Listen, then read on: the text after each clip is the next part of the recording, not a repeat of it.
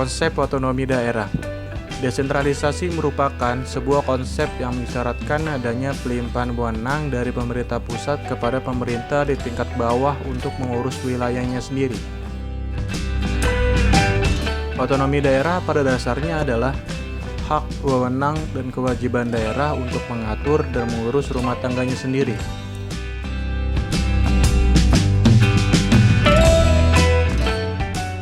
A. Kebijakan otonomi daerah.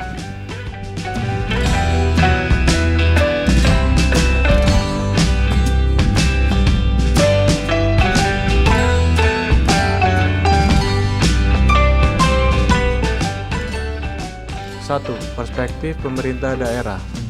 Pelaksanaan dan dampak kebijakan otonomi daerah, kewenangan antara pusat dan daerah. 2. Perspektif masyarakat desa. Dampak otonomi daerah bagi desa, kebijakan otonomi daerah dan penerima masyarakat. B. Kebijakan otonomi desa.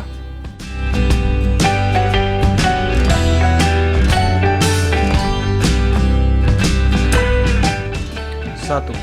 Perspektif pemerintah daerah. Kewenangan desa dalam kebijakan otonomi desa, pemberdayaan masyarakat desa. 2. Perspektif masyarakat desa. Masyarakat dan otonomi desa, dampak otonomi desa bagi masyarakat desa. C. Otonomi desa dan pemberdayaan masyarakat desa. 1. Posisi pemerintahan desa. 2. BPD sebagai upaya pemberdayaan bagi rakyat.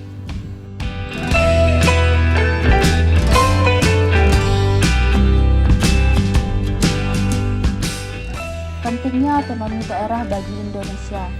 Di era otonomi daerah, kesempatan dan kemungkinan bagi pengusaha daerah untuk mendapatkan manfaat dari perkembangan pasar dunia banyak dipengaruhi oleh kebijakan pemerintah daerah dalam merespon desentralisasi fiskal. Salah satunya faktor lain yang sangat penting dalam terciptanya sistem pemerintahan daerah yang ideal adalah sumber daya manusia atau aparatur pelaksana dan pengawas dalam sistem pemerintahan daerah tersebut.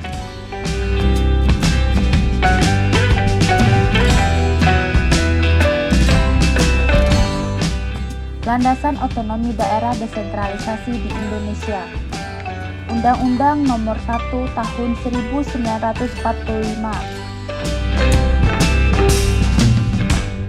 Undang-Undang Nomor 22 Tahun 1948. Undang-Undang Nomor 1 Tahun 1957.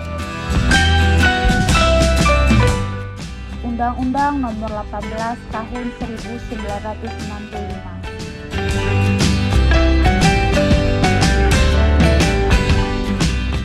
Esensi dari otonomi daerah dan desentralisasi di Indonesia. Pelaksanaan otonomi daerah telah memunculkan kesempatan identitas lokal yang ada di daerah tidak terkecuali di Bangka Belitung.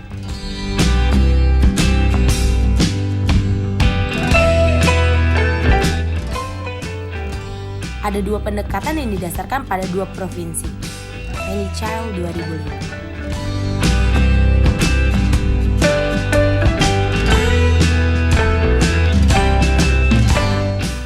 Problematika dan tantangan desentralisasi di Indonesia. Pertama, munculnya peraturan daerah Perda bermasalah.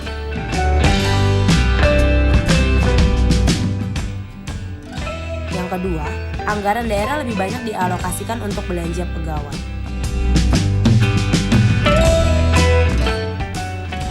Dan yang ketiga, euforia pemekaran wilayah. Keempat adalah lemahnya perolehan pendapatan daerah sebagai akibat dari kewenangan pajak yang terbatas.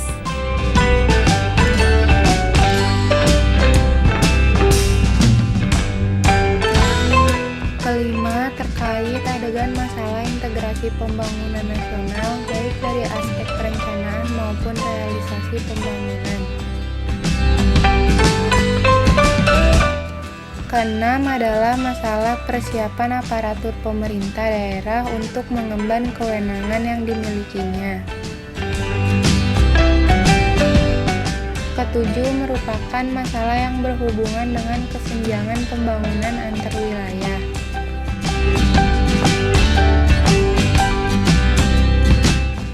Kedelapan adalah masalah yang terkait dengan resentralisasi yang dilakukan pemerintah pusat dengan lebih memperkuat birokrasi pemerintahan melalui penambahan jabatan dan organisasi di lingkungan pemerintah pusat.